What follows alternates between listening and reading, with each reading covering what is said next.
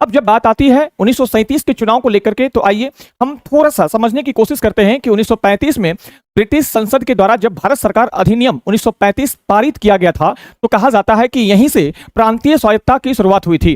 1919 के भारत शासन अधिनियम में आपने पढ़ा होगा कि प्रांतों में द्वैध शासन लागू किया गया था, लेकिन जब 1935 का भारत शासन अधिनियम आया तो प्रांतों से द्वैध शासन को खत्म करके केंद्र में द्वैध शासन लागू कर दिया गया। और कहते हैं कि इसी 1935 के भारत शासन अधिनियम के तहत ही बिहार से उड़ीसा को अलग कर दिया जाता है, और कहा जाता है कि 1912 में जो बिहार और उड़ीसा संयुक्त रूप से बंगाल से अलग हुआ था, फिर से एक बार बिहार का विभाजन किया गया और 1 अप्रैल 1936 को उड़ीसा को बिहार से स्वतंत्र करके एक अलग प्रांत का गठन कर दिया जाता है। कहते हैं कि इसी शासन अधिनियम के आधार पर 1937 में पूरे भारत में 11 प्रांतों में लगभग चुनाव हुए। 1937 में ही द्विसदनीय व्यवस्थाएं भी लागू की गई थी, जिसके तहत बिहार में भी द्विसदनीय व्यवस्थाएं लागू हुई। विधानसभा और विधान परिषद का प्रावधान किया गया। भारत सरकार अधिनियम के तहत बिहार विधानसभा हेतु 22 से लेकर के 27 जनवरी 1937 के मध्य विभिन्न स्थानों पर बिहार में चुनाव करवाए गए थे। 1935 में एक नई पार्टी बनी थी जो पिछड़ा वर्ग संघ के नाम से बनी थी। ये एक संगठन थी जो उस चुनाव में उस वक्त कांग्रेस के साथ मिलकर के चुनाव लड़ रही थी। कहा जाता है कि इसी समय बिहार में त्रिवेणी संघ नामक एक नई पार्टी का गठन भी किया गया था, जो यादव, कुर्मी और कोयरी मतदाताओं के समर्थन करती थी। 1937 में चुनाव हुए। बिहार में 152 सीटों पर चुनाव करवाए गए, जिसमें 107 सीटों पर कांग्रेस ने चुनाव लड़ा, जबकि 40 सीटों पे अगर मैं बात करूं, 40 सीटों पे मुस्लिम इंडिपेंडेंट पार्टी ने चुनाव लड़ा। 107 सीटों में जो कांग्रेस ने चुनाव लड़ा, इसमें कांग्रेस को 98 सीटों पे जीत हासिल हुई थी, जबकि मुस्लिम इंडिपेंडेंट पार्टी जिसकी अगुवाई मोहम्मद यूनुस कर रहे थे, उसको 20 सीटों पे जीत मिली थी। कहा जाता है कि कांग्रेस को लगभग 5 प्रांतों में पूर्ण बहुमत मिले थे। ये जो 5 प्रांत थे, ये मद्रास था, बिहार था, उड़ीसा था, मध्य प्रांत था, संयुक्त प्रांत था, जिसे वर्तमान में उत्तर प्रदेश के नाम से जाना जाता है। परंतु कांग्रेस ने अन्य दलों की सहायता से 8 प्रांतों में सरकारें बनाई, जबकि कुछ स्रोत में प्रांतों की संख्या 7 बनाई जाती है। जिन प्रांतों में कांग्रेस ने सरकारें बनाई थी, उसमें मद्रास था, बिहार था, उड़ीसा था, मध्य प्रांत था, संयुक्त प्रांत था, बॉम्बे था। बॉम्बे में कांग्रेस ने गठबंधन की सरकार बनाई। उत्तर पश्चिम सीमा प्रांत में भी कांग्रेस ने गठबंधन के जरिए सरकार बनाई, जबकि कुछ स्रोतों में असम के बारे में भी चर्चाएं की जाती है, क्योंकि असम में कहा जाता है कि कांग्रेस को पूर्ण बहुमत नहीं मिला था, लेकिन असम में भी कांग्रेस की सरकार बनी।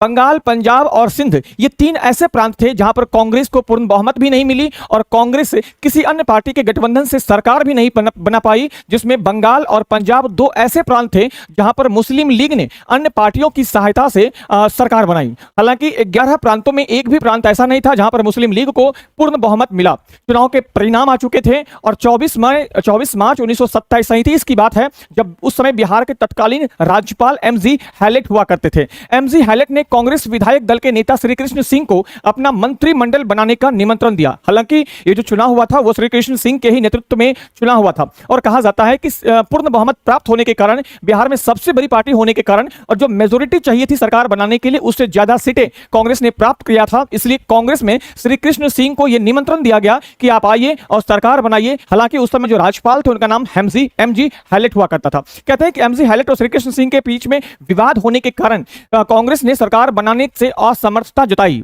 कहा जाता है कि इसके बाद एमजी हैलेट ने दूसरी लार्जेस्ट पार्टी, जो मोहम्मद यूनुस की पार्टी थी, मुस्लिम इंडिपेंडेंट की पार्टी, जिसने 40 सीटों पे चुनाव लड़ा था और 20 सीटों पे चुनाव जीत करके आई थी, इन्हें सरकार बनाने का मौका मिलता है। कहा जाता है कि बिहार में पहला भारतीय अंतरिम मंत्रिमंडल का गठन भी इसी समय हुआ था। 1 अप्रैल 1937 को मोहम्मद यूनुस के नेतृत्व में बिहार में सरकार का गठन कर दिया गया।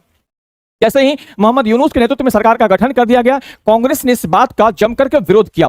कांग्रेस ने मोहम्मद यूनुस को अल्पमत की पार्टी बताया। जयप्रकाश नारायण, श्री कृष्ण बाबू, तमाम लोगों ने इस सरकार का विरोध करना शुरू किया। हालांकि विरोध के कारण 19 जुलाई 1937 को मोहम्मद यूनुस को अंतरिम मंत्रिमंडल से इस्तीफा तक देना पड़ गया था, और जस्ट एक दिन बाद 20 जुलाई 1937 को श्री कृष्ण सिंह के नेतृत्व में बिहार में प्रथम कांग्रेसी मंत्रिमंडल पूर्ण बहुमत के साथ में गठित किया गया।